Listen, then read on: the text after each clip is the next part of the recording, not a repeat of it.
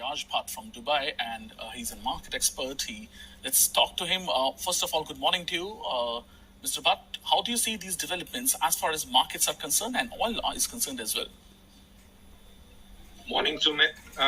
It's really concerning because I think we were just at the cusp of recovering from the 3 years of or 2.5 years of crisis, and as we are seeing, the offshoots of recovery, and you see this news of war, and you could see the reaction on the crude oil prices, and you can see the markets across the world today. I mean, most of them are in red and with a deep cut. And this is really concerning because this will affect the long-term prospect of most of the markets, especially emerging markets, who had really pumped in a lot of money and have no further capacity to print money or probably borrow money.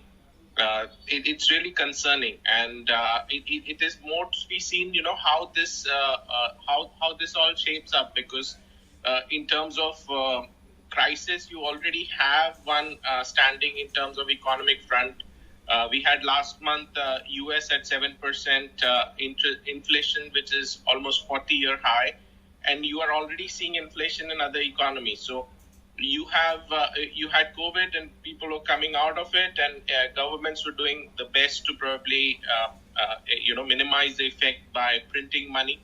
And now you have a double whammy.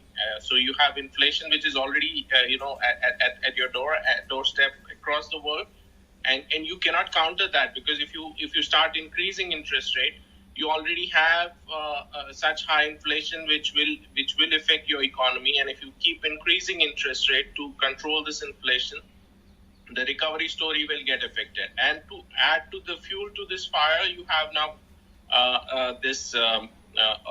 the whole cloud of war around the global markets, where I'm pretty sure most of the markets would be reacting in a very, very, very negative way if this was to realize.